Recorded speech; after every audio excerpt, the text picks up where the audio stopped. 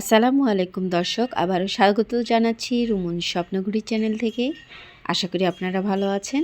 আজকে আমি আপনাদের জন্য নিয়ে এসেছি একটি মজার রেসিপি, কসুরলতি দিয়ে শুটকি মাছ। যদি আপনার বাসায় অল্প পরিমাণে শুটকি মাছ থাকে, রান্নাটি করে নিতে পারেন। দেখুন, এর জন্য আমি নিয়েছি কসুরলতি। এইগুলোকে আমাদের আগে ছিলে নিতে হবে।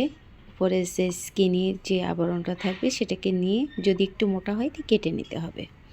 এভাবে আমি সবটা একে একে কেটে নেব।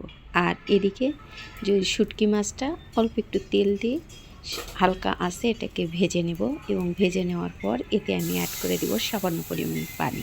কারণ এই পানি দিলে শুটকি মাছের যে ভিতরে যে ময়লাগুলো থাকবে এটা সহজেই চলে যাবে, এবং শুটকি মাছ রান্নার পরে আপনার নরম হবে, শক্ত থাকবে না। এই পানিটা আমরা বলক আসা পর্যন্ত অপেক্ষা করব। আমাদের সাধারণত বাড়িতে আমরা শুটকি বানাতে পারি না, আমরা বাইরে থেকেই কিনে খাই। ওরা এই শুটকির ভিতরে কিছুটা রাসায়নিক পদার্থ ব্যবহার করে। আপনি যদি এভাবে শুটকিটা পরিষ্কার করে নেন, তাহলে আর আপনার জন্য সেই রাসায়নিক উপাদানগুলো থেকে আপনি মুক্ত থাকবেন, এবং আপনার রান্নার পরও শুটকি মাছগুলো খেতে আপনার খুব ভালো লাগবে। দেখুন, এই অবস্থায় আমরা এটাকে আরেকটু হিট দিব। হিট দেওয়ার পরে বলক আসছে, এই যে দেখুন বলক আসছে। এবার আমরা চুলা বন্ধ করে দিয়ে এটাকে ঢেকে রাখবো। 3-4 মিনিট পরে এটা পরিষ্কার করে নেব।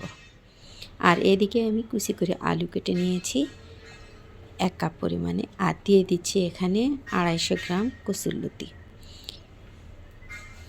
আর এতে আমি দিয়ে দিচ্ছি 3টা বেগুন, আমি লম্বা লম্বা করে কেটে নিয়েছি।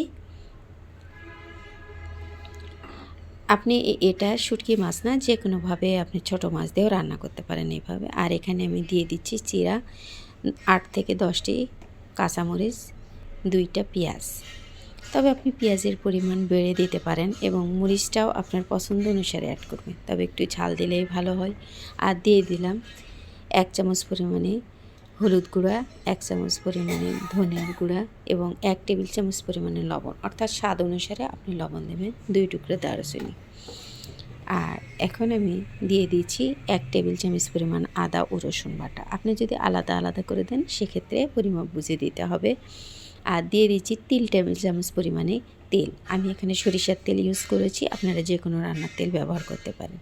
এবার এই সকল উপাদান দেওয়ার পরে এটাকে আমরা হাত দিয়ে মেখে নেব। আপনি যখন হাত দিয়ে মাখবেন, তখন দেখবেন যে আস্তে আস্তে তরকারিটা মাখতে মাখতে একটা সফটনেস চলে আসে। আর যদি কারো হাতের সমস্যা থাকে, আপনি যদি হাত দিয়ে মাখতে না চান, অনেকের আবার আছে হাত জ্বালা করে, সেক্ষেত্রে আপনি কিন্তু না মেখে এটাকে একটু আঁচে দিয়ে আপনি কিছুক্ষণ নাড়ার পরেও আপনি পানি অ্যাড করতে পারেন। যেরকম করে আপনাদের সুবিধা হবে ঠিক ওইরকম করেই করবেন। এবার আমি এখানে অ্যাড করে দিচ্ছি প্রায় 2 কাপের মতো পানি, তবে খুব বেশি কিন্তু পানি দেওয়া যাবে না, লতিটা গলে যাবে। আপনারা বুঝে পানি দেবেন। আমার এখানে লেগেছে 2 কাপের চেয়ে একটু কম লেগেছে, তবে খুব বেশি পানি প্রয়োজন হয় না এ ধরনের আপনার রান্নার ক্ষেত্রে। আর আমি এখন দিয়ে দিয়েছি ধুয়ে রাখা শুটকিগুলোকে। শুটকি কয়েকবার পানিতে ভালো করে ধুয়ে রেখে দিয়েছি। আর আমি অপেক্ষা করছি ঝোলটা কিছুটা কমে যাওয়া পর্যন্ত। দেখুন, এটাকে একবার আপনি নেড়ে দিবেন, এবং এরপরে নেড়ে দেওয়ার পরে আপনি আবারও ঢেকে দেবেন।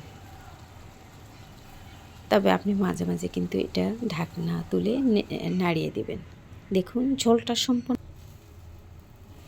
শুকিয়ে যেতে হবে। এই যে দেখুন, সাইড দিয়ে তেল বের হচ্ছে, আপনি তখন বুঝতে পারবেন আপনার এটা কিন্তু তরকারিটা মোটামুটি হয়ে গেছে। এই অবস্থায় আমি 1 স্লাইস লেবু এখানে দিচ্ছি, যদি গলা না লাগে। আর দিয়ে দিচ্ছি ধনেপাতা। তবে অবশ্যই লবণটা চেক করে নেবেন।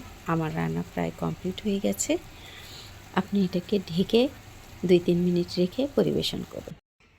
যদি এরকম সহজ রেসিপি আপনাদের ভালো লাগে, তাহলে আমার চ্যানেলকে সাবস্ক্রাইব করবেন, আমার পাশে থাকবেন, আমাকে সাপোর্ট করবেন, লাইক করবেন, ফ্যামিলির সাথে শেয়ার করবেন। আল্লাহ হাফেজ।